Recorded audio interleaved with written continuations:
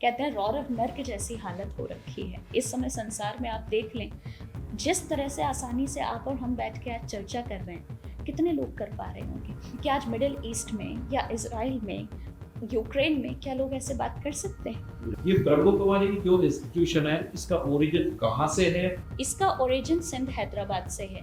और ब्रह्मा कुमारी इसका जो नाम अभी हम सुनते हैं ब्रह्मा कुमारी, ये पहले नहीं, और ये शुरू हुआ दादा लेखराज के द्वारा। कि अभी जो सोशल स्ट्रक्चर हमारा हो गया है, स्ट्रेस लेवल इस लेवल तक बढ़ गया है कि या तो वो काउंसलिंग कराएं या उनके घर वाले उनको समझाएं या फिर आप जैसे लोग उनको समझाएं।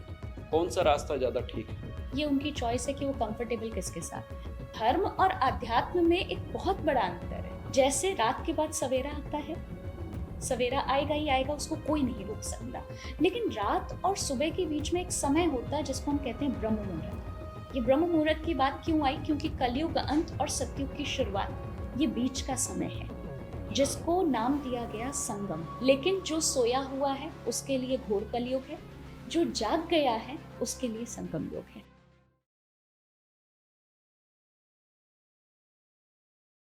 नमस्कार दोस्तों, स्वागत है आपका डिटॉक्स पर और मैं हूं आपका होस्ट दिनकर शर्मा। हम डिटॉक्स में आपके लिए लाते हैं काफ़ी इंटेलेक्चुअल पॉडकास्ट, ऐसे इंटेलेक्चुअल पॉडकास्ट जो आपकी नॉलेज को बढ़ाते हैं ट्रू सेंस में। पिछली बार हमने काउंसलिंग का सेशन किया था और उस काउंसलिंग के सेशन के बाद काफ़ी सारे क्वेश्चन मेरे पास आए।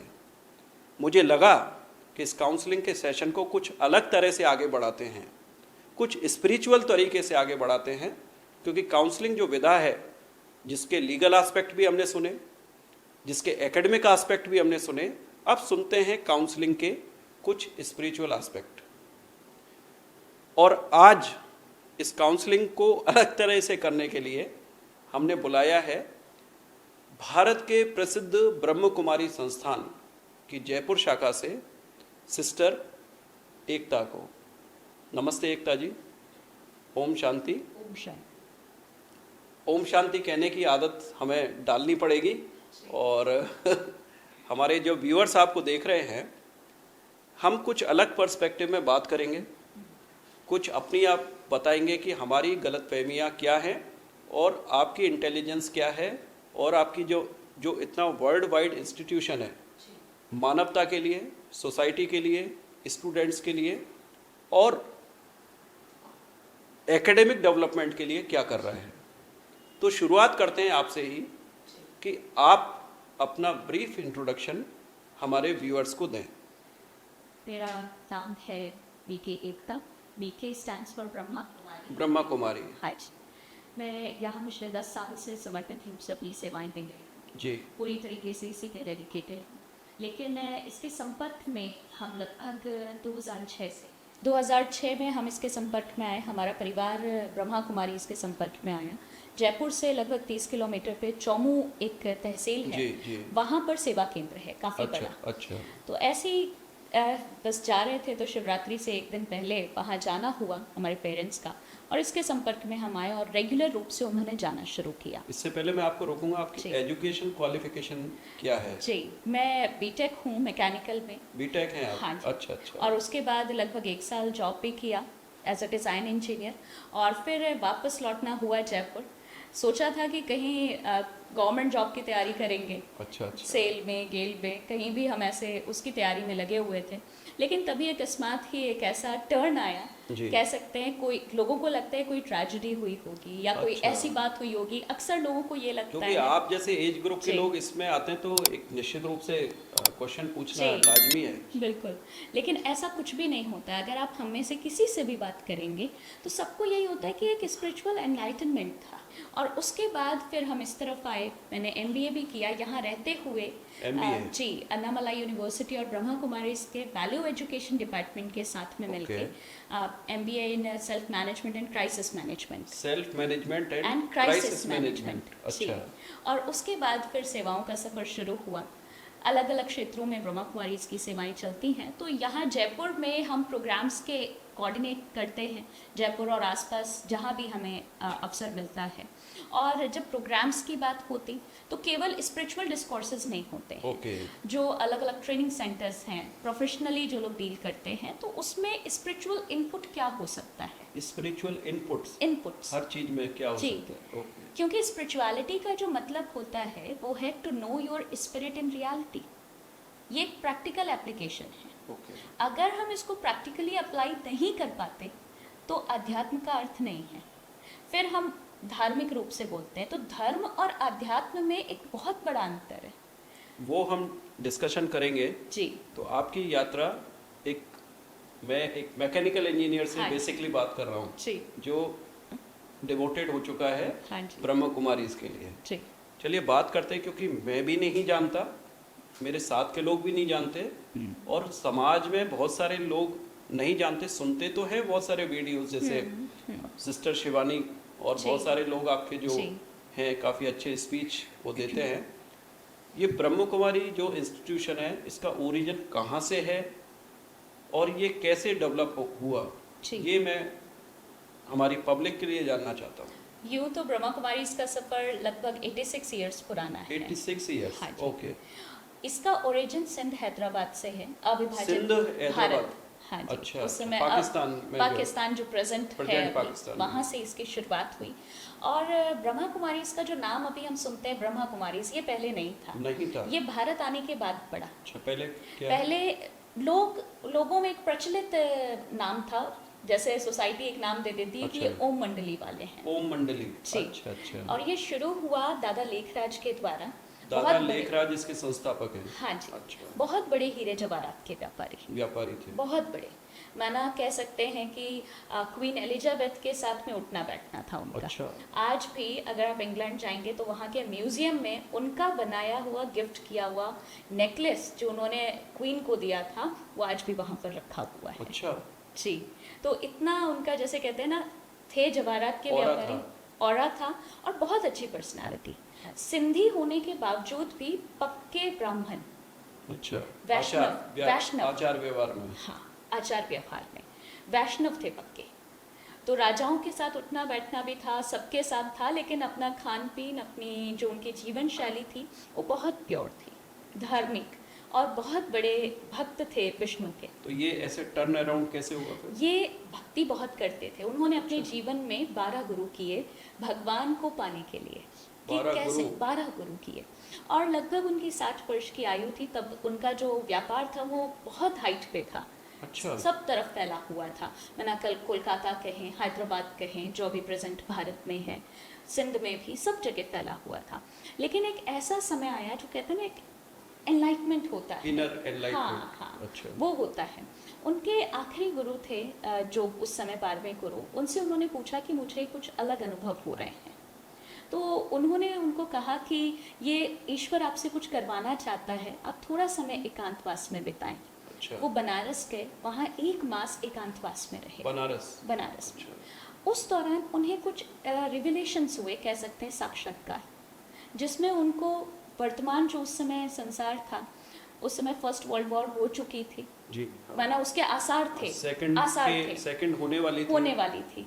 और जो दिख रहा था, जैसे महाभारत में दिखाया गया है कि मूसलों से लड़ाई हुई, ये दिखाया जाता है ना कि कौरवों के पेट से यादवों के पेट से मूसल निकले और आपस में ही लड़के खत्म हुए। हाँ। तो ये सारी चीजें जो उस समय का एक वृत्तांत था, उनको प्रेजेंट वर्ल्ड में दिखाई दे रहा था प्रेजेंट वर्ल्ड में जो कि ये दुनिया ऐसे खत्म हो रही है। उस समय भारत का स्वतंत्रता आंदोलन चल रहा था और काफी वर्ल्ड वाइड चेंज हो रहे थे। यूरोप में काफी चेंज हो रहे थे, बहुत बड़े बड़े। हाँ। तो उस समय ये जो एक रेनेसा था उस समय, रेनेसा, हाँ, वो उस समय पर उनको ये अनुभव हुआ कि ये दुनिया एक अलग कगार पे खड़ी है। तो एक इस पुरानी दुनिया का विनाश का साक्षात्कार हुआ था। अब आप सोचें, एक आम इंसान क्या ये देख सकता है? उसे स्वप्न भी आ जाएगा तो वो डर के उठ जाता है। तो उन्होंने यही बोला कि हे ईश्वर, मुझे ये मत दिखाइए, आप ये बताइए कि मुझे करना क्या है, इसका सॉल्यूशन क्या है, सॉल्यूशन क्या है। और उन्होंने फिर ऐसे लगातार कई रिविलेशन हुए, जिसमें से एक साक्षात्कार था नई दुनिया की स्थापना का। नई दुनिया की स्थापना। नई दुनिया। अच्छा। जैसे रात के बाद सवेरा आता है, सवेरा आएगा ही आएगा, उसको कोई नहीं रोक सकता। बिल्कुल। लेकिन रात और सुबह के बीच में एक समय होता है जिसको हम कहते हैं ब्रह्म मुहूर्त। जो उसमें जाग के रात से जागा हुआ नहीं, जो उस समय जाग कर अपना तप करता है, थोड़ा उस समय मनन करता है, उसके लिए वो ब्रह्म मुहूर्त है, अमृत वेला है। लेकिन हाँ, जो ये बाकी मैंने दुनिया पढ़ा। सोई हुई है उसके लिए वो रात है। ये ब्रह्म मुहूर्त को आप लोग जी। अमृत वेला कहते हैं। अमृत वेला कहते इसका हैं। क्या मीनिंग है? ये वो समय होता है जब रात एकदम लास्ट पे होती और प्रहर सुबह का शुरू हो चुका भोर। है, भोर। लेकिन भोर तब जब सूर्य की रोशनी आनी शुरू होती, लेकिन अब 2 बजे से 2-2:30 बजे से ये समय शुरू हो जाता है। प्रकृति अपने परम सौंदर्य पर होती है, हाईएस्ट एनर्जी वाइब्रेशन होता है प्रकृति का उस समय। माने एक बायोलॉजिकल सिस्टम है जो बना हुआ है। जिसको तो हम बायोलॉजी में बोलते हैं सर्केडियन रिदम। ये जो समय था, एक है 24 घंटे में, एक आता है जब कलयुग अंत है, अति जिसकी बोली जाती है। कहते हैं रौरव नर्क जैसी हालत हो रखी है इस समय संसार में। आप देख लें जिस तरह से आसानी से आकर हम बैठ के आज चर्चा कर रहे हैं, कितने लोग कर पा रहे होंगे कि आज मिडिल ईस्ट में या इजराइल में, यूक्रेन में क्या लोग ऐसे बात कर सकते हैं? नहीं कर सकते। सर्वाइवल का ही वहाँ पे अभी इस समय कितनी मुश्किल हो गई है। तो ऐसे ही एक सेकंड में आपको जी। रोकना चाहूँगा कि हमारा जो मूल प्रश्न था कि कैसे ये कैसे शुरू शुरू हुआ, हुआ? जी उसी पे मैं और आ रही हूँ। दूसरा उसके साथ एक जोड़ना चाहूँगा कि उस समय इंडिया का स्वतंत्रता आंदोलन, भारत का स्वतंत्रता जी। आंदोलन चल रहा था। जी तो क्या कभी वो उसमें भी इन्वॉल्व रहे? नहीं, उसमें प्रैक्टिकली इन्वॉल्व नहीं थे। ओके। लेकिन जब सिंध में ये सारी बातें शुरू हुई, वहाँ से उनको ये लगा कि अब एक कलयुग के बाद जो सतयुग आना चाहिए, जी, सवेरा, जी। उस सतयुग की तैयारी करनी है। अच्छा। और ये जो समय है, ये ब्रह्म मुहूर्त की बात क्यों आई? क्योंकि कलयुग अंत और सतयुग की शुरुआत, ये बीच का समय है, अच्छा। जिसको नाम दिया गया संगम। संगम। ये संगम युग है। अभी हम संगम में रह रहे हैं। अभी हम संगम युग में हैं। लेकिन जो सोया हुआ है उसके लिए घोर कलयुग है, जो जाग गया है उसके लिए संगम युग है। तो जाग गया माना ये उनको spiritual। रियलाइज हुआ। ये रियलाइज हुआ और उनको ज्योति का साक्षात्कार हुआ। ज्योति। तब तक कुछ भी क्लियर नहीं था, बस ये था कि अब एक नई दुनिया बनानी है और इसीलिए उनका नाम पड़ा ब्रह्मा। ब्रह्मा। नई दुनिया बनाने के निमित्त तो बनना। उनका नाम ब्रह्मा पहले नहीं था। तो क्या ये ब्रह्मा वही हैं जो हमारे हम वैदिक धर्मशास्त्रों में ब्रह्मा जिनको कहा जाता है ब्रह्मा प्रकृति के जिनको उत्पत्ति कहा करता जाता है, एग्जैक्टली उसमें तो बहुत सारी व्याख्या है अगर जी। आप धर्म की बात करें, ग्रंथों की बात करें। जी। लेकिन आज के समय के अनुसार जो मैं एक बात कर नई रहा हूँ दुनिया, वैदिक संस्कृति के जी, हिसाब से। जी, उसमें ब्रह्मा की जो व्याख्या की गई है, अगर हम उन क्वालिटीज को अभी ले लें, अच्छा। वो सारी क्वालिटीज हमने इनमें देखी कि कैसे एक संकल्प से नई सृष्टि की रचना शुरू होती है। संकल्प से नई सृष्टि। कहते हैं ब्रह्मा के एक संकल्प से नई दुनिया बनी। जी यही हाँ, कहते ऐसे ही हैं। माना जाता है। आदम बीवी, एडम ईव, प्रजापिता ब्रह्मा, आदि देव, आदि देवी बोला हमारे जाता साइंस में है। जब स्टडी करते हैं तो उसको बोलते जी। हैं theory of creationism. Yes, big bang वगैरह के हिस्टोरिकल ये सब पर्सपेक्टिव बोला में इसको जाता पढ़ा है। जाता है। जी, हाँ। जी। तो जैसे एक दिवस का चक्र चलता है, वैसे ही सृष्टि का चक्र चलता है। तो उन्हें ये समझ में आया कि अब चूंकि कलयुग है, घर पुराना हो जाता तो नए की तैयारी की जाती जी। है या टूटने का इंतजार करते हैं। पुरानी उसका रिनोवेशन भी करवाते हैं, रेनोवेशन करेंगे, अगर रेनोवेशन से भी ठीक नहीं हो रहा, तो उसको फिर रिकंस्ट्रक्ट कर सकते हैं। रिकंस्ट्रक्ट करेंगे। अब मुझे अगर इसी जगह पे रिकंस्ट्रक्शन करनी है तो क्या करेंगे?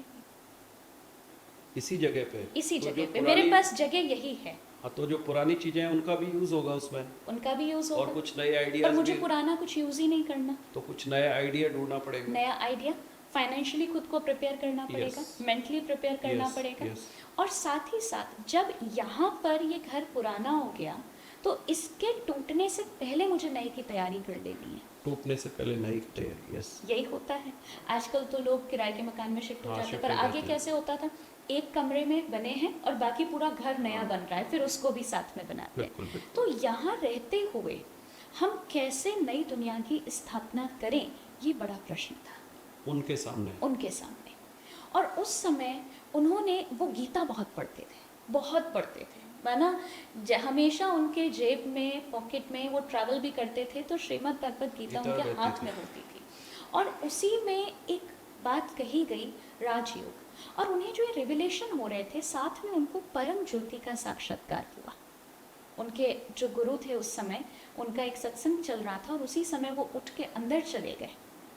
ब्रह्मा बाबा, हम लोग उनको प्यार से ब्रह्मा बाबा कहते हैं, वो उठकर अंदर चले गए और उनको उस समय ज्योति का साक्षात्कार हुआ। और एक ही आवाज़ मुख से निकल रही थी, उनके मुख से निकल रही थी। उनकी उस समय जो लौकिक बहू और उनकी युगल थी, उनकी धर्मपत्नी जी, उन्होंने आके देखा कि क्या हुआ।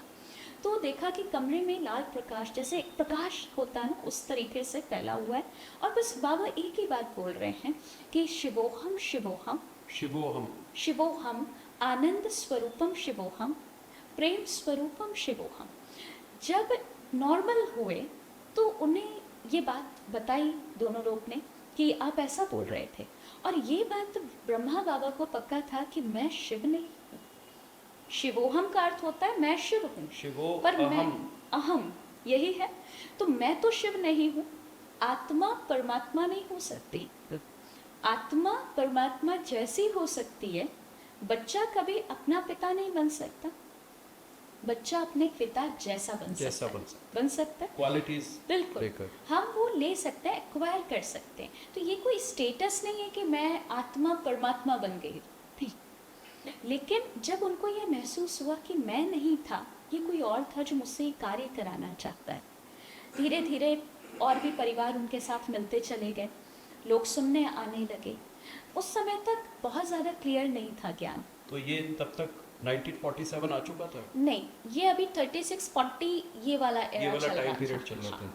लोग आ रहे थे, ज्ञान सुनते थे, समझते थे और उसको प्रैक्टिकली अपनी लाइफ में अप्लाई कर रहे थे। और ज़्यादातर सत्संग में माताएं बहनें ज़्यादा जाती हैं। हाँ। और सिंध ऐसी जगह थी, आप अगर सिंधी कम्युनिटी देखेंगे तो इनका रहन सहन बहुत, और वहाँ ज़्यादातर बिजनेस क्लास था, बिजनेस क्लास। जिनके बाहर बिजनेस पहले होते कराची फोर्ट है सिंध में, हाँ। तो बिजनेस काफी बिजनेस के लिए।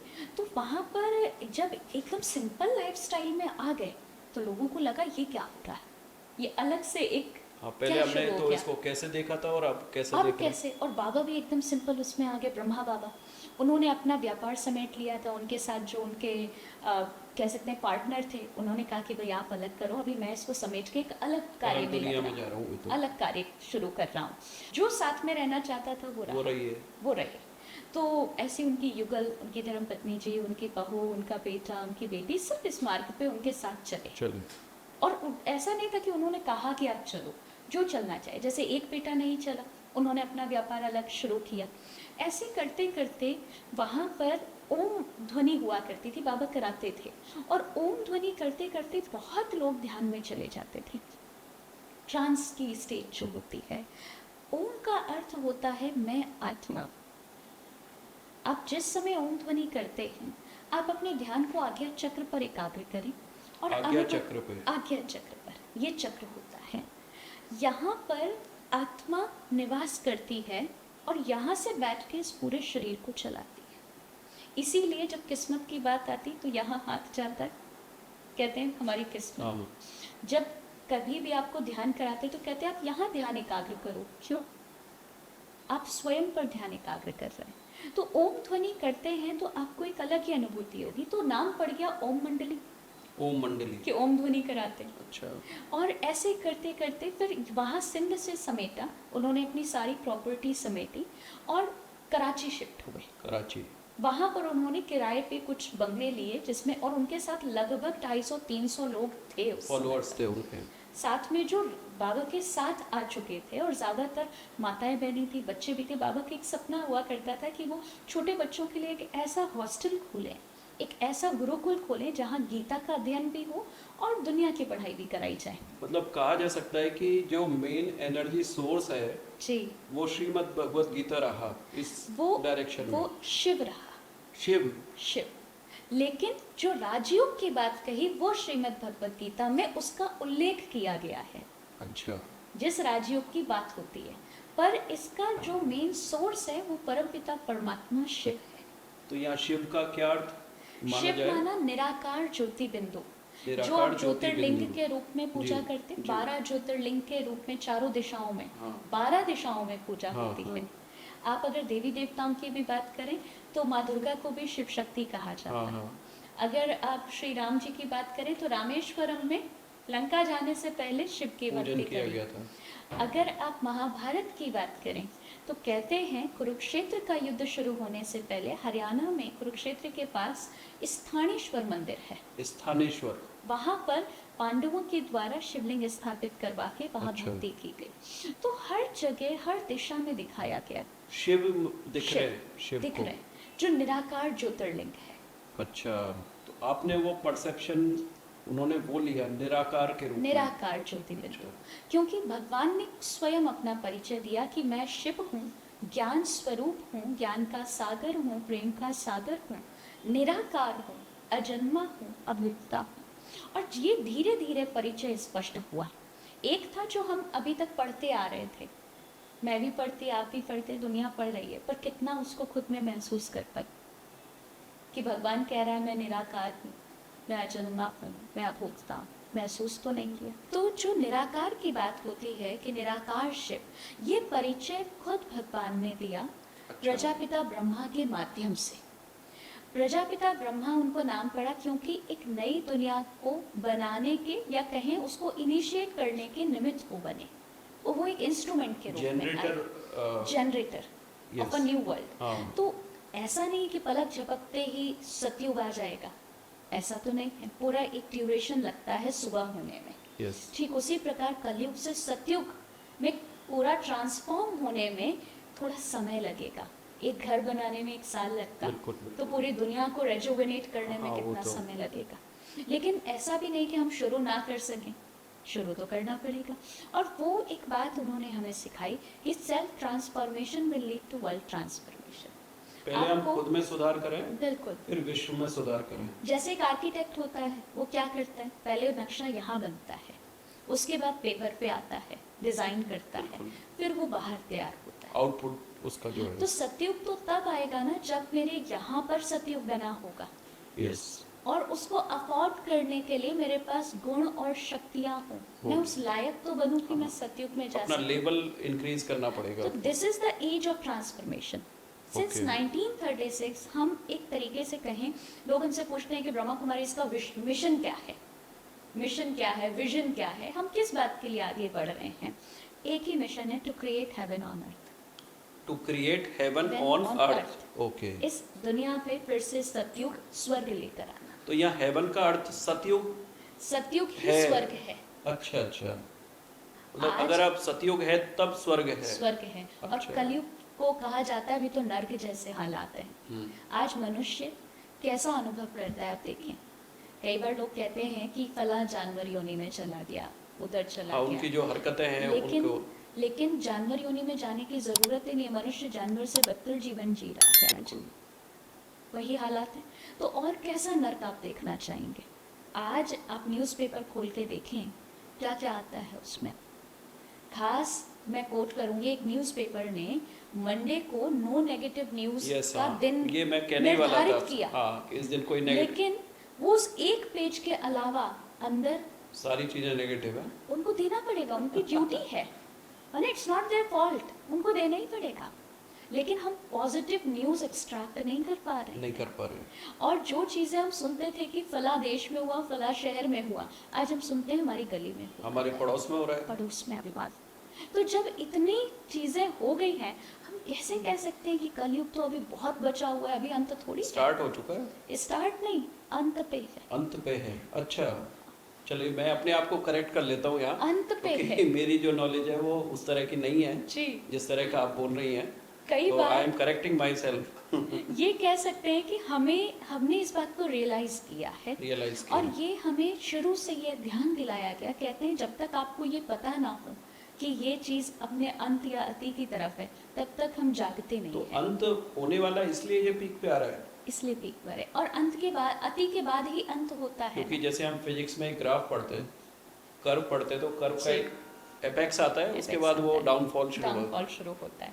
आपने अगर फिजिक्स में लॉ ऑफ एंट्रोपी पढ़ा हो, yes, law of second law of entropy, thermodynamics, yes, उस पे एक बात लिखी होती, अगर उसको हम थोड़ा स्पिरिचुअल अर्थ में समझें, कि जो चीज बनी है वो खत्म होगी जी, जो ऑर्गेनाइज्ड है वो डिसऑर्गेनाइज होगा, और जो डिसऑर्गेनाइज है वो ऑर्गेनाइज होगा। तो ऐसा नहीं है कि एक बार सतयुग बनता है या एक बार कलयुग आता है, ये एक साइकिल ये साइकिल है। ये साइकिल डायनेमिक साइकिल है। डायनेमिक साइकिल है जिसको हम कहते हैं आदि अविनाशी सृष्टि नाटक। आदि अविनाशी सृष्टि नाटक। अगर ये प्रश्न करें कि सुबह पहले हुई या रात पहले हुई, उत्तर नहीं है ना तो हमारे बहुत पास। डिफिकल्ट क्वेश्चन है। नहीं है ना। नहीं। तो कलयुग पहले आया या सतयुग पहले आया? अगर हम अपने बैकग्राउंड से बात करें तो सतयुग, सतयुग पहले, त्रेता युग, फिर द्वापर युग, फिर कलयुग। और अभी जो समय है वो संगम युग है। कलयुग अंत और सतयुग आदि का समय। ये इस पूरे सृष्टि चक्र की ब्रह्म मुहूर्त है, अमृत वेला है ये। अच्छा। The age of transformation. जो जाग गया उसने खुद को तैयार कर लिया सतयुग के लिए, और जो नहीं जागा वो किसी ना किसी तरीके से इसी उसमें अंत को पाता है, लेकिन अपने घर तो जरूर जाएगा ना, घर तो जाएगा। आगे फिर उनकी जी। जर्नी का, उनकी जर्नी फिर कराची में आई। कराची से फिर 1950 में माउंट आबू शिफ्ट हुए। तब 1950 में 1947 का वॉर हो चुका था, हमारा सब चल रहा था।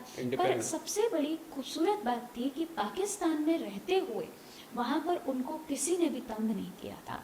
हाँ, लोग ये बात उनको भी मैं कहते पूछना चाह थे रहा कि था। ये अल्लाह लोग हैं, माना ये कोई डिवाइन लोग हैं जिनको हमें बिल्कुल परेशान नहीं करना है, इनके होने से कुछ पॉजिटिविटी है। और जब वो लोग वहां से आ रहे थे, क्योंकि यहाँ पर माउंट आबू में शिफ्ट होना था, भरतपुर के राजा की कोठी, ब्रिज कोठी में शिफ्ट हुए थे। भरतपुर के राजा की कोठी में शिफ्ट हुए थे। वहाँ शिफ्ट हुए थे, क्योंकि 300 साढ़े 300 लोगों को एक साथ यहाँ पे लेकर आना, जहाँ रह सके, उनका अरेंजमेंट करना। आप सोचिए 13-14 साल वहाँ पर ऐसे ब्रह्मा बाबा ने उन 300 साढ़े 300 लोगों को रखा जैसे राजा अपने बच्चों की पालना करता है। इसका मतलब भरतपुर राजवंश का एस्टेब्लिश करने में योगदान रहा है। एस्टैब्लिश करने में नहीं, उन यहाँ पर जब आए माउंट आबू में, तो यहाँ उनकी कोठी थी, वो किराए पर ली गई थी। अच्छा। हाँ। तो मतलब उन्होंने सहयोग किया एक तरह से। लेकिन जब कराची में थे, वहां पर ब्रह्मा बाबा के साथ में पूरा परिवार था, 300 साढ़े 300 लोगों का कारवां था। उन लोगों का लालन पालन, बच्चे भी थे, सब लोग थे उसमें, क्योंकि परिवार बाबा के साथ समर्पित हुए। तो बाबा के पास उस समय इतना था कि इतने लोगों को वो अच्छे से उनका भरण पोषण कर सके। और कहते हैं कि उन्होंने ऐसी पालना दी जो एक राजा अपने बच्चों को देता है। मतलब बाबा इतने समृद्ध थे। और आप सोचें, इतने लोगों को शिफ्ट करना, कितना लाभ लश्कर लगा होगा कि वहाँ से शिप में आए गुजरात पोर्ट पर, फिर वहाँ से बाई ट्रेन, और फिर होते हुए माउंट आबू पहुँचे और यहाँ पे इस्टेब्लिश किया इसको। तो वहाँ पर ये इंस्टीट्यूट एस्टेब्लिश हुआ। हाँ, तो ये हिस्टोरिकल पर्सपेक्टिव से ये मैंने जानने की कोशिश की। अब आइए आते हैं अपने मूल बात पर, क्योंकि जो हमारी पब्लिक है, व्यूअर्स है, वो इस बात को सुनना चाहते थे। कुछ लोगों ने डिमांड की थी मुझसे, जब मैंने उनको बताया कि मैं ऐसे आज करूँगा। अब बात आते हैं कि अब आप लोग जो डिवोटीज हैं वो एग्जैक्टली करते क्या हैं? जी, हम थोड़ा सा अपनी दिनचर्या पे भी फोकस करते हैं। जी। ये जो ज्ञान है जो हमने सुना प्रजापिता ब्रह्मा के मुख से, और उसके बाद जो जनरेशन बाय जनरेशन ये आगे बढ़ता गया, क्योंकि उन्होंने तो 1969 में अपनी पुरानी देह का त्याग किया और आगे के लिए बढ़ गए। जो उस समय बाबा के साथ में बच्चे थे, छोटे बच्चे थे, वो बड़े हुए और आगे बढ़े, एक लीडरशिप तैयार हुई और वहाँ से नेक्स्ट लाइन को ट्रांसफ़र होती गई। प्रेजेंट में ब्रह्मा कुमारीज के कई सिस्टर कंसर्न हैं, ट्रस्ट हैं, बहुत सारे अलग अलग, और इसी के अंतर्गत हमारी 21 विंग्स भी है। 21 विंग्स हैं अप्लाइड स्पिरिचुअलिटी पे कार्य करने के लिए। Applied spirituality, okay. कि स्पिरिचुअलिटी को अपने डे टू डे लाइफ में आप कैसे शामिल करें, क्योंकि हो सकता है मूल ज्ञान को हर कोई अपने जीवन में ना धारण कर सके। एक छोटा सा मैं या अपनी नॉलेज में करेक्शन कर लूँ या पब्लिक की नॉलेज में करेक्शन लूँ। हमारे यहाँ जब हम बात करते हैं ना स्पिरिचुअलिटी की, धर्म की, तो कुछ ऐसा होता है कि बाबा या संत बनने जा रहे हैं और ये अपने घर को छोड़ेंगे, पढ़ाई लिखाई छोड़ेंगे और दूसरे कामों में लग जाएंगे।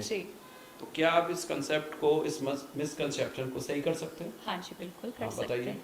क्या होता है, इसको एक एग्जाम्पल से समझते हैं। मान लीजिए ये बिल्डिंग बनी, बिल्डिंग में कुछ ईंटें नींव में जाएंगी, बाकी सब तो ऊपर लगेंगी, सारी नींव में नहीं जा सकती।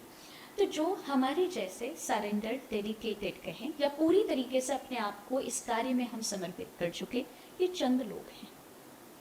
लेकिन वो चंद लोगों की अगर मैं गिनती बताऊं तो हमारी जैसी लगभग 50,000 बहनें 50,000 अक्रॉस द वर्ल्ड हम इस कार्य में लगे हैं, और लगभग 5,000 हमारे भाई हैं जो समर्पित रूप से सेवाएं दे रहे हैं। 5,000। हाँ जी, बहनें ज़्यादा हैं, क्योंकि ये कार्य कहते हैं जो कलश दिखाया जाता है वो लक्ष्मी जी के हाथ में दिखाते हैं। सरस्वती जी को ज्ञान की देवी कहते हैं, शक्ति की देवी माँ दुर्गा को कहते हैं। तो जो ज्ञान का कलश भी जो परमात्मा ने दिया प्रजापिता ब्रह्मा के द्वारा, वो माताओं बहनों के सर पे रखा। अच्छा, इसी वजह से यहाँ आपको जो मेनली जो आपको एडमिनिस्ट्रेशन मिलेगा और जो स्पिरिचुअल डिस्कोर्सेज मिलेंगे वो बहनों के द्वारा मिलेंगे। इसलिए ब्रह्म कुमारी, इसीलिए ब्रह्मा कुमारी नाम पड़ा ब्रह्मा इसका। कुमारी। तो जी। कुछ ब्रह्म कुमार भी होते हैं? बहुत होते हैं, बहुत हैं हमारे पास में जो कुमार भाई हैं जो समर्पित होकर सेवाएं दे रहे हैं। आप कभी हमारे बड़े सेंटर्स पर अगर जाएंगे या हमारा जो इंटरनेशनल हेडक्वार्टर है माउंट आबू में, वहाँ जाएंगे तो वहाँ ज़्यादातर आपको भाई हाँ, मिलेंगे। मैंने विजिट किया है वहाँ। जी, विजिट जैसी किया है। सेवा वैसा आपको वहाँ पे जो भी भाई बहन हैं वो मिलेंगे। प्रेजेंट सिनेरियो है साइंस एंड टेक्नोलॉजी का, क्योंकि हम सब कुछ उसी पे डिपेंडेंट है। आप और जी। मैं बात कर रहे हैं, और इलेक्ट्रोमैग्नेटिक वेव्स के थ्रू मेरी बातें आप साउंड वेव्स के थ्रू बातें पहुंच रही हैं, और फिर कैमरे के थ्रू पूरे वर्ल्ड में पहुंचेंगे। आप लोगों का पर्सपेक्टिव आज की साइंस एंड टेक्नोलॉजी के लिए क्या है? जो आज की साइंस एंड टेक्नोलॉजी है ये बहुत अच्छी है, क्योंकि और आप ये भी होना खुद भी साइंस चाहिए। के स्टूडेंट जी रहे हुए हैं। बिल्कुल, लेकिन कुछ हमारे जो कह सकते हैं साइंस हमारे जीवन को इजी भी कर रही है। साइंस के साधन हम टेक्नोलॉजी में बहुत एडवांस हो गए हैं, लेकिन अगर इसका गलत इस्तेमाल होता है तो वो गलत माना जाता है। आज सही इस्तेमाल भी हो रहा है, लेकिन उसके तोड़ ज़्यादा ढूंढ लिए जाते हैं। आज जैसे आर्टिफिशियल इंटेलिजेंस है, हाँ, लेकिन उसके द्वारा गलत काम भी बहुत सारे हो रहे हैं। इसी को अगर साइंस को हमें अच्छे तरीके से इस्तेमाल करना है, सही तरीके से अपने जीवन में शामिल करना है, तो हमें खुद को इमोशनली एंड स्पिरिचुअली एम्पावर करना पड़ेगा। इमोशनली एंड स्पिरिचुअली एम्पावर करना पड़ेगा। अगर थोड़ा सा और हम पीछे जाते हैं अपने कह सकते हैं वो समय में जब देवी देवताएं हुआ करते थे, जो कहते हैं देवी देवताओं कहते वो वहाँ की जो साइंस थी उस समय की, वो तो बहुत ऊंची थी। आज हम सोचते हैं कि जैसे ही हम गए, सेंसर्स वाले दरवाजे हैं, नल हैं, जब ये नया नया आया तो लोगों को जादू लगता था। ऑटोमेशन जादू लगता था ना। किसने सोचा था कि फोन पे सिर्फ आप टच करके या बोल के आप उसको चला सकते हो? ये तो हमने अपने सामने देखा है सब कुछ। तो इससे भी जो और अपग्रेडेड साइंस जो होगी वो उस समय है, सतयुग जो बोला जाता है, एडवांस होगी। यस, एडवांस होगी। आप पुष्पक विमान की अगर बात करें, क्योंकि एडवांस इसलिए होगी, उसमें स्पिरिचुअलिटी, एथिक्स Involve है। जुड़े होंगे। होंगे वहां पर। अगर पुष्पक विमान की बात होती है तो पुष्पक विमान क्रैश नहीं करेगा। क्रैश नहीं करेगा क्यों? क्योंकि वहां पर एथिक्स और वैल्यूज और पूरा तरीके से उसको हमने सेफ गार्ड किया हुआ है। इकोसिस्टम वहाँ का होगा। एग्जैक्टली। ओके। जो प्रकृति है वो इतनी सूदिंग होगी, कभी तो बेहतर रही होगी। आज हमने अपने सामने भी देखा, आपने अपने बचपन में जो नेचर फील किया था, प्रकृति, क्या आज वो है? नहीं है ना। नहीं। आप अपने गांव लौट के जाइए, वैसी नेचर नहीं है। नहीं। तालाब सूख रहे हैं, पेड़ कट रहे हैं, तो प्रकृति भी डिटेरियोरेट हुई है क्योंकि हम डिटेरियोरेट हुए। हाँ, क्योंकि आप देखें ये शरीर कैसे बना है, 5 तत्वों से बना है।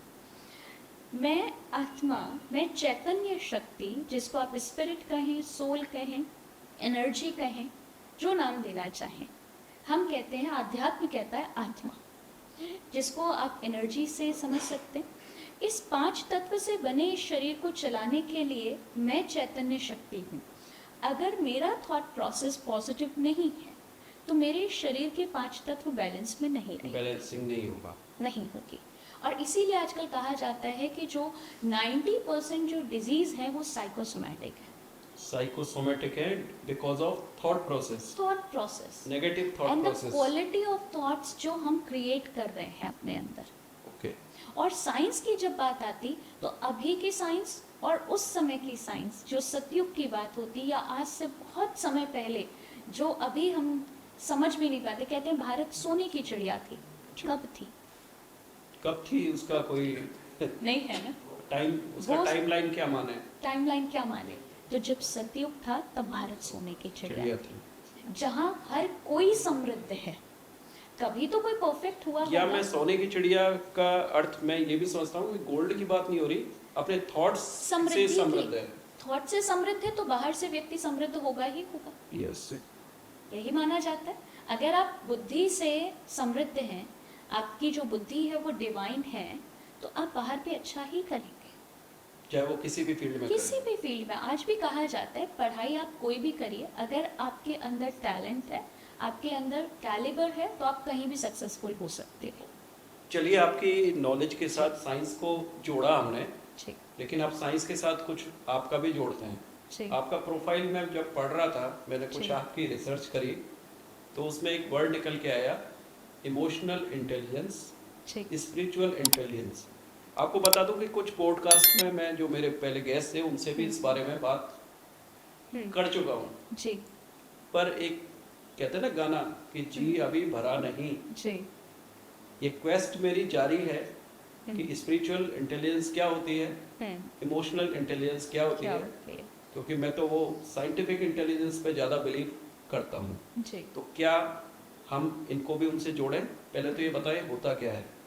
सबसे पहली चीज़, हम आज के समय पे जो देख रहे हैं, 3 प्रकार की इंटेलिजेंस है। ओके। एक पे हम बहुत फोकस कर रहे हैं, आर्टिफिशियल इंटेलिजेंस, या कह सकते हैं quotient, intelligence quotient, yes, IQ. IQ. हम उसी पे मेहनत कर रहे हैं ज़्यादा, पढ़ाई भी उसी पे उसी फोकस पे करते हैं। फोकस्ड है पूरी तरीके से। आज एक सब्जेक्ट, एक ब्रांच हो गया है इंजीनियरिंग में, आर्टिफिशियल इंटेलिजेंस। हमारे टाइम पे नहीं होता था, जब मैं पास आउट हुई हाँ, तब हाँ, आर्टिफिशियल नहीं था, इंटेलिजेंस नहीं नहीं थी था, ब्रांच, नहीं थी। अब है। Separate branch. पर सब कुछ आर्टिफिशियल होता जा रहा है। हमारे इमोशंस, हम जो ज्वेलरी यूज करते हैं, हम जो सब कुछ यूज कर रहे हैं, वो ज्यादातर फूड भी आर्टिफिशियल हो रहा है। जो जंक फूड है वो आर्टिफिशियल ही तो है। यस। उसमें है क्या क्या न्यूट्रिशन है? Everything is artificial. कहते हैं चेतना नहीं है, ऐसा शब्द चेतना भी नहीं। सुना है मैंने। मरा हुआ खाना है, अच्छा। मरा हुआ खाना हम खा रहे हैं। और जो जंक फूड है वो और भी ज़्यादा, उसको कैसे बनाया जाता है, अगर आप उसको देखें तो आप खाएंगे नहीं उसको।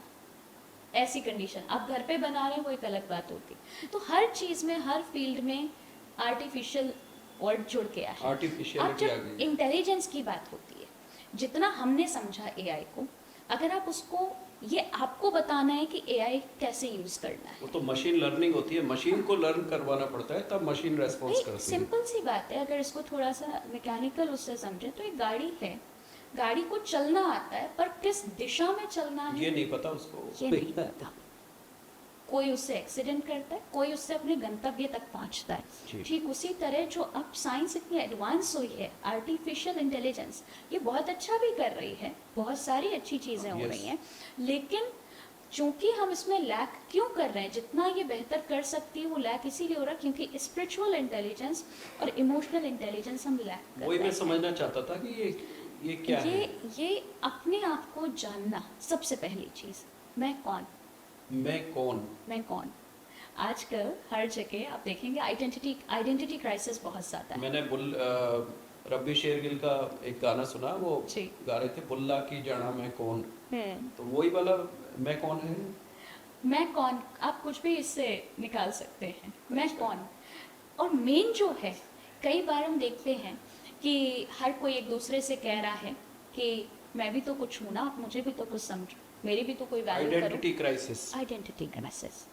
पर मुझे खुद ही नहीं पता कि मैं कौन हूँ, मैं क्यों हूँ यहाँ पर, इस संसार में मेरा जन्म क्यों हुआ है, जो मैं कर रही हूँ उसी के लिए या कुछ और आगे। ओके। क्या रीज़न क्या है मेरे होने का, अस्तित्व, और वहाँ पर मैं हूँ, इसकी वैल्यू क्या है। इसका तो आगे क्वेश्चन भी हो सकता है कि मैं बॉय ही क्यों हूँ, मैं गर्ल ही क्यों हूँ, और मैं एनिमल भी क्यों हूँ। हर बात का उत्तर है, अच्छा। और ये बहुत विस्तार में चला जाएगा। Yes. तो जब मैं कौन की बात आती, तो कहीं ना कहीं जो इमोशनल, एक तरीके से कहें इंटेलिजेंस जो है, इसका अर्थ ही यही है कि खुद को जानना। और ये हम तब जान पाते हैं जब हम स्पिरिचुअली इंक्लाइंड होते हैं, क्योंकि जैसा कि हमने शुरू में बात करी कि स्पिरिचुअलिटी का मतलब ही है to know your spirit in reality, know thy self, अपने आप को जाने, नो दाई सेल्फ, ओके, खुद को जाने। खुद को जाने। अभी क्या होता है, हम एक दूसरे को कहते हैं कि हम आपको जितना जानते हैं उतना कोई भी नहीं कोई नहीं जानता, जानता। आप खुद को भी उतना नहीं जानते हो, बोलते हैं ऐसा आम भाषा में लोग बोल देते हैं। बिल्कुल। लेकिन मैं आपको तो जानने का प्रयास कर रही हूँ, क्या मैंने खुद को जानने का प्रयास किया? अगर किसी पर्टिकुलर सिचुएशन में मैं रिएक्ट करती हूँ, मुझे गुस्सा आता है या मुझे रोना आता है या मैं खुश होती हूँ, उसके पीछे आधार क्या है? आधार क्या है? उसके पीछे आधार तो बायोलॉजिकली या बायोकेमिस्ट्री के आधार पे देखें कि हार्मोनल इम्बैलेंस है। हार्मोन का इम्बैलेंस कैसे होता है? हार्मोन Balance का और इम्बैलेंस ये imbalance। कि हमारा जो मॉलिक्यूलर बायोलॉजी अगर मैं बात करूं तो वो इम्पैक्ट है वो कि impact हो प्रोटीन्स रही किस है। तरह के बनने हैं, एंजाइम्स जो हम इसको दे रहे हैं। यस, मैं तो वही जानता हूं। कई बार बहुत हेल्दी है व्यक्ति, वो क्यों रो रहा है? यस, अगर आप डिटेक्ट करेंगे उसमें हार्मोनल इम्बैलेंस नहीं हुआ नहीं। है, शरीर में कोई कमी नहीं है, कोई न्यूट्रिशन की कमी नहीं है, पर वो दुखी क्यों हो रहा है? और आज के टाइम पर एकदम से सडन डेथ क्यों हो जाती है? अब वो ऐसा है कोई क्यों हो एक्सट्रीम रही है? डिसीजन ले ले, सडन डेथ वरना बैठे बैठे व्यक्ति चला जाता है, हेल्दी है। हर बात के पीछे एक वजह है।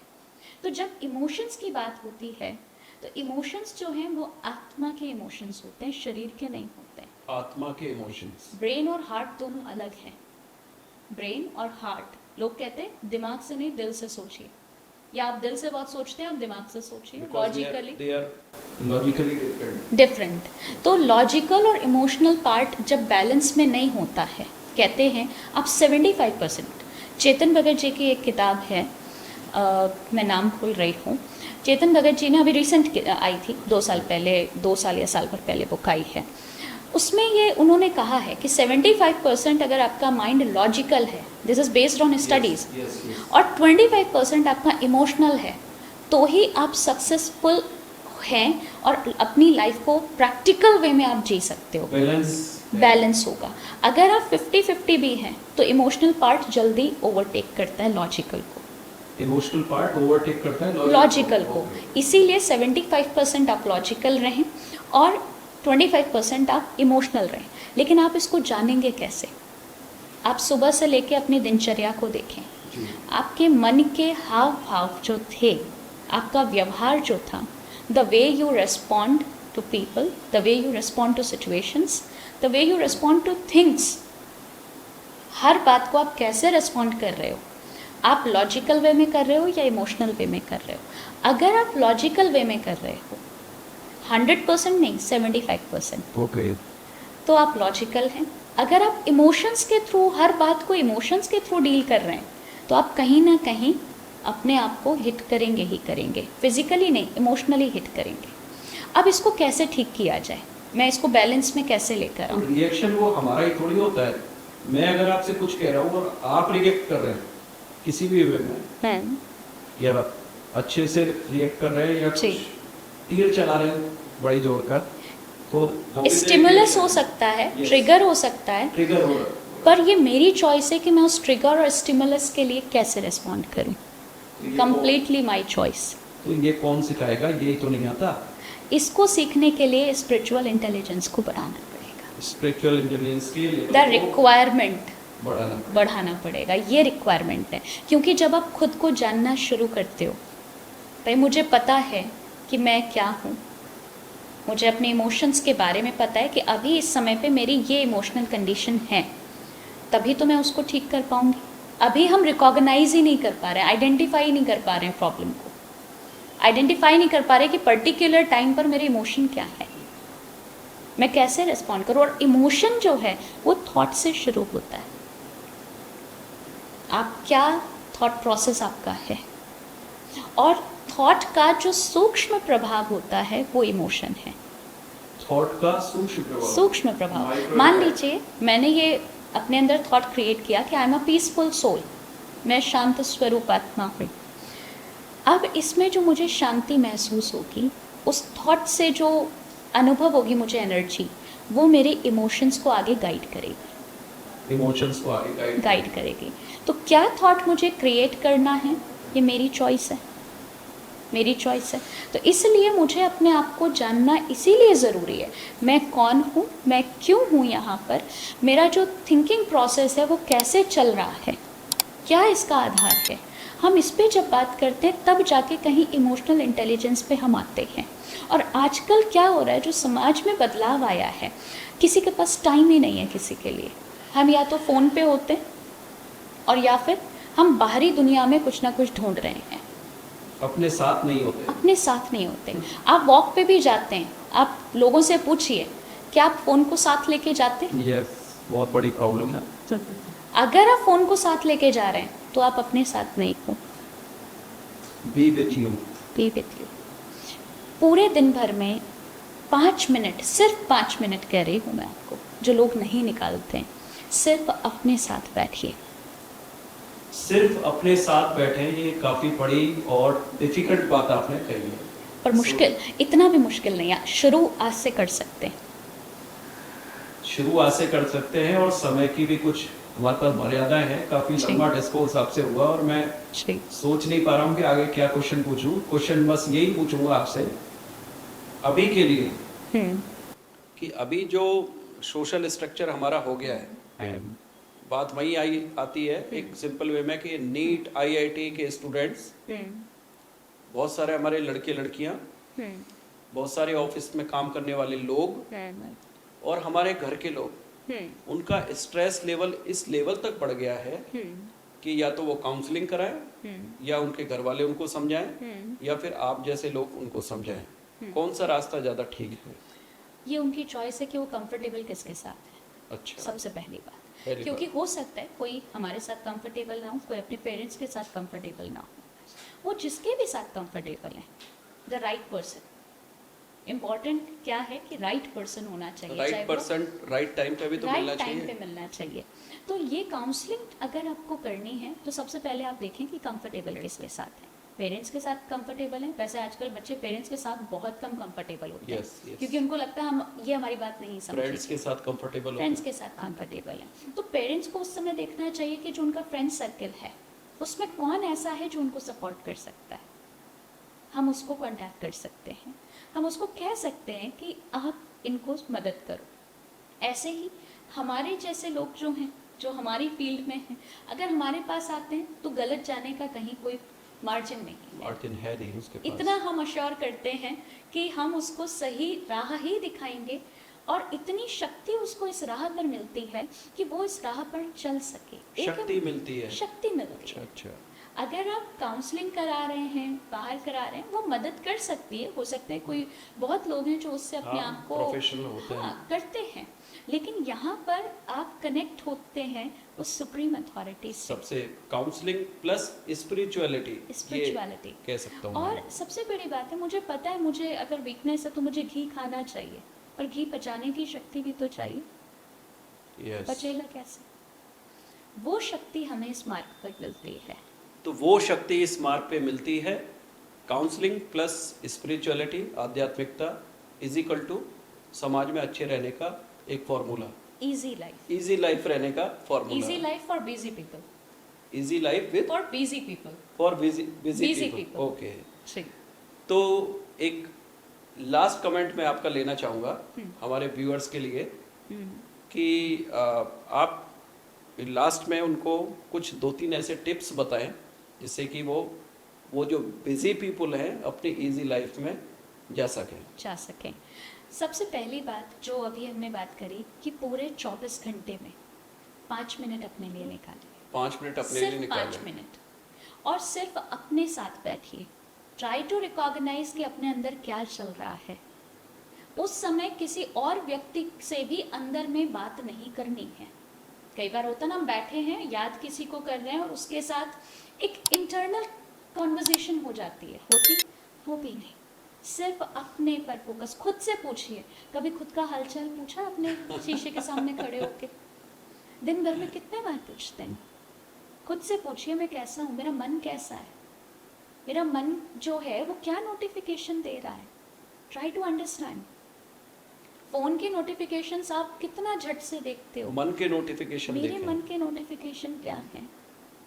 दूसरी टिप है, आप जब रात को सोते हैं उस समय अपनी एक स्पिरिचुअल प्रोग्रेस की डायरी बनाएं, सेल्फ प्रोग्रेस की, जिसमें आप पूरे दिन की कुछ ना कुछ जो आपको अनुभव हुआ है आप उसमें लिखते हैं। नोट डाउन करें। हम लोग इसको एक थेरेपी कहते हैं, और हम डायरी नहीं लिखते, लोग डायरी लिखते हैं, हम लेटर टू गॉड, लेटर ऊपर टू वाले को गॉड, एक पत्र लिखते हैं, और ये बहुत बड़ी थेरेपी। ईश्वर को पत्र लिखना, जो बात आप किसी से शेयर नहीं कर उनसे सकते, कर सकते हैं। किसी से भी नहीं, आप उससे कर सकते हो। आपने एक गाना बहुत सुना होगा, तुम्हें हो माता पिता तुम्हें, Yes. तुम्हें हो बंधु प्रार्थना, सखा तुम्हें। प्रार्थना है।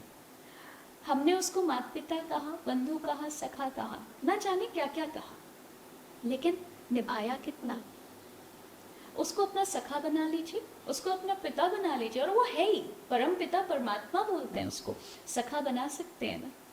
वो कहीं भी आपके किसी भी सीक्रेट को रिवील नहीं करेगा, आपको सोल्यूशन देगा। तो दिन भर में, रात में, कभी भी, वैसे हम कहते हैं रात को सोने से पहले अगर आप लिखते हो तो आपको नींद बहुत अच्छी आएगी, यहाँ से एकदम रिलैक्स होके क्लीन हो जाएंगे। आपने उसको दे दिया, उसको सौंप दिया, उसको बता दिया। ये दूसरे टिप है।